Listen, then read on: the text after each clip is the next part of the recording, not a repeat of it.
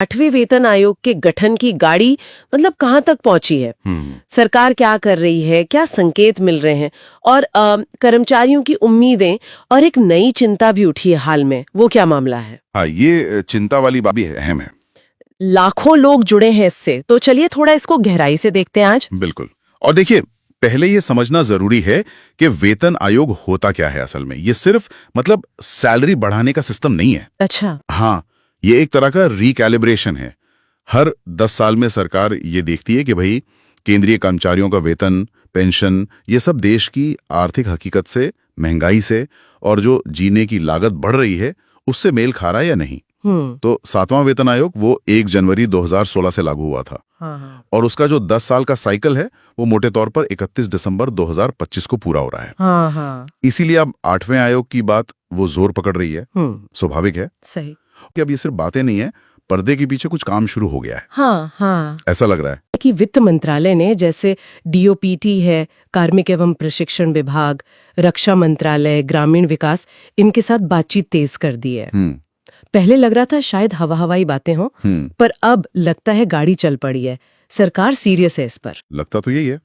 मंत्रालयों के बीच जो बातचीत तेज हुई है ना, ये पहला संकेत है कि हाँ, एडमिनिस्ट्रेटिव लेवल पर काम शुरू हो गया है। ये सिर्फ घोषणा नहीं है। लेकिन इसमें एक दिलचस्प बात है। वित्त राज्य मंत्री हैं पंकज चौधरी। उन्होंने लोकसभा में एक जवाब दिया था। अच्छा, क्या कहा उन्होंने? उन्होंने बताया कि आयोग के अध्यक्ष और सदस्यों की जो फॉर्मल अपॉइंटमेंट होती है, उससे पहले ही सरकार जो संबंधित मंत्रालय हैं, स्टेक होल्डर्स हैं, उनसे सुझाव मांग रही है। ये नॉर्मल है। मतलब आमतौर पर तो आयोग बनता है, फिर वो सबसे पूछता है। ये उल्टा नहीं हो रहा? हाँ, ये थोड़ा अलग है। और यही सवाल उठता है कि इसका मतलब क्या है। कहीं से प्रक्रिया और लंबी तो नहीं खिंच जाएगी? देखिए, इसके 2 पहलू हो सकते हैं। एक तो ये कि सरकार शायद आयोग के लिए जो टर्म्स ऑफ रेफरेंस तय होते हैं ना, मतलब किन मुद्दों पर विचार करना है, हाँ। वो तय करने से पहले ही जमीन की हकीकत, अलग अलग डिपार्टमेंट्स की जरूरतें, माली हालत, इन सब का पूरा अंदाजा लगा लेना चाहती हो। अच्छा, ताकि आयोग को क्लियर पता हो कि करना क्या है। बिल्कुल, एक ज्यादा फोकस्ड मैंडेट मिले। लेकिन जैसा आपने कहा, दूसरा पहलू ये भी है कि भाई जब तक अध्यक्ष और सदस्य नियुक्त नहीं, तब तक औपचारिक रूप से आयोग का गठन तो नहीं हुआ।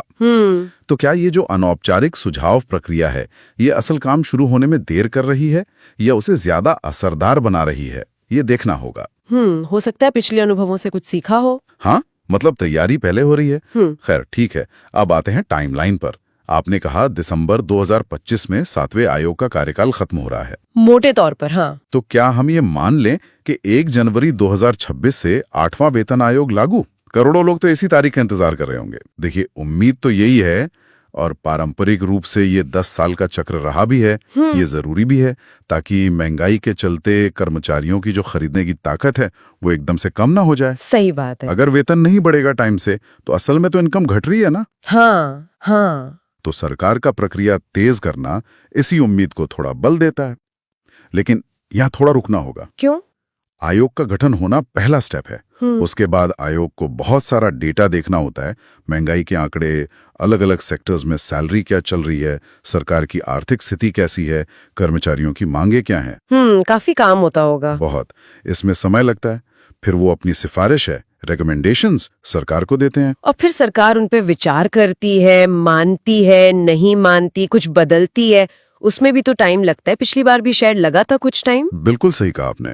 सरकार को यह भी देखना होता है कि इन सिफारिशों को लागू करने से खजाने पर कितना बोझ पड़ेगा, बजट पर असर पड़ता है। हाँ, वो तो है। तो 1 जनवरी 2026 एक टारगेट जरूर हो सकता है और शायद सरकार उस तरफ बढ़ भी रही हो, लेकिन ये गारंटी नहीं है कि ठीक उसी दिन से बढ़ा हुआ वेतन मिलने लगेगा। अच्छा। अंतिम फैसला और वो कब से लागू होगा, ये तभी साफ होगा जब आयोग रिपोर्ट देगा और कैबिनेट उसे मंजूरी देगी।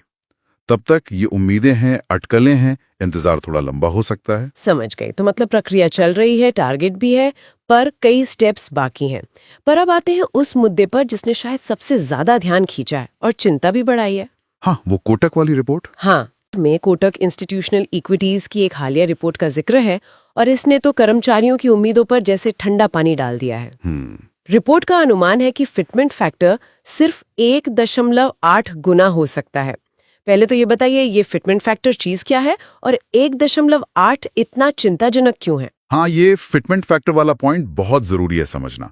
और ये 1.8 का आंकड़ा वाकई चौंकाने वाला है। देखिए, फिटमेंट फैक्टर आसान भाषा में वो एक नंबर है, एक मल्टीप्लायर। हाँ, जिससे मौजूदा जो बेसिक पे है, मूल वेतन, उसे गुणा करके नए वेतनमान का शुरुआती बेसिक पे तय होता है। मतलब पुराने से नए में जाने का ये एक पुल है। अच्छा। अब याद कीजिए, 7वें वेतन आयोग में फिटमेंट फैक्टर था 2.57। 2.57, ओके। यानी छठे वेतन आयोग के बेसिक पे को 2.57 से गुणा करके 7वें का नया बेसिक पे बना था। तो अगर पिछली बार 2.57 था और कोटक अब कह रहा है सिर्फ 1.8, अरे इसका तो सीधा मतलब हुआ कि सैलरी में जो जंप आएगा वो उम्मीद से बहुत ही कम होगा। गणित तो यही कहता है। 2.57 और 1.8 में जमीन आसमान का फर्क है।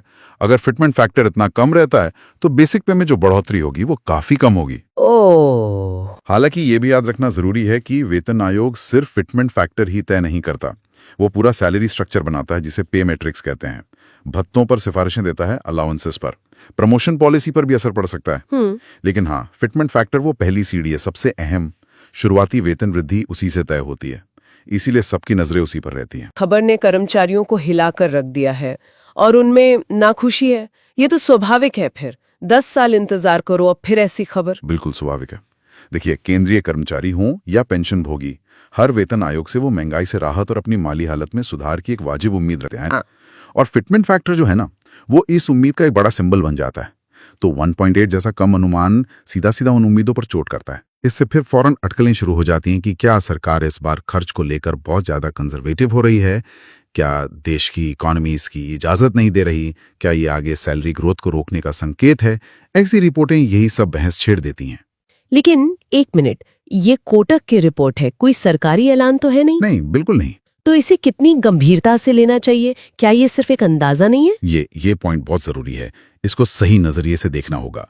कोटक इंस्टीट्यूशनल इक्विटीज एक प्राइवेट फाइनेंशियल कंपनी है। हाँ। ये उनका अपना एनालिसिस है, उनका अनुमान है। हो सकता है उन्होंने मौजूदा इकोनॉमिक इंडिकेटर्स, सरकारी खर्च के पैटर्न, दुनिया भर में क्या चल रहा है, इन सब के आधार पर यह अंदाजा लगाया हो। लेकिन ये किसी भी तरह से 8वें वेतन आयोग की आधिकारिक सिफारिश या सरकार का नजरिया नहीं है। इसे बिल्कुल साफ रखना चाहिए। अच्छा। जब वेतन आयोग गनेलार, तो वो एक इंडिपेंडेंट बॉडी होगी। वो सबकी सुनेगा, कर्मचारियों की, सरकार की, एक्सपर्ट्स की, खजाने की हालत देखेगा, जरूरतें समझेगा और तब अपनी सिफारिशें देगा। ठीक है। इसलिए कोटक की रिपोर्ट को एक पॉसिबल सिनेरियो मान सकते हैं, एक चेतावनी शायद। लेकिन इसे आखिरी सच मानना बहुत बड़ी गलती होगी। ठीक है, मतलब चिंता तो जायज है इस खबर से, पर अभी हाई तौबा मचाना शायद जल्दबाजी है। ओके। तो चलिए अब तक की बात को थोड़ा समेटते हैं। एक तरफ तो अच्छी खबर ये कि 8वें वेतन आयोग के गठन की प्रक्रिया सिर्फ बातों में नहीं है, बल्कि फाइनेंस मिनिस्ट्री एक्टिवली दूसरे मंत्रालयों से बात कर रही है, सुझाव मंगाए जा रहे हैं। प्रोग्रेस है। और 1 जनवरी 2026 की एक टारगेट डेट भी दिख रही है। लेकिन दूसरी तरफ ये कोटक रिपोर्ट के 1.8 फिटमेंट फैक्टर वाले अनुमान ने भविष्य की सैलरी हाइक पर एक बड़ा सवालिया निशान लगा दिया है। इससे कर्मचारियों में मायूसी है। दोस्तों, रेलवे परिवार सिर्फ एक पेज नहीं, ये हमारी सांसों से जुड़ा हुआ परिवार है।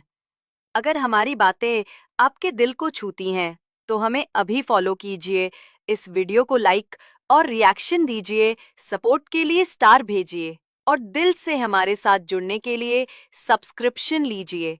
आपका छोटा सा सहयोग हमारे लिए बहुत बड़ी ताकत है, क्योंकि आप ही रेलवे परिवार की असली पहचान हैं।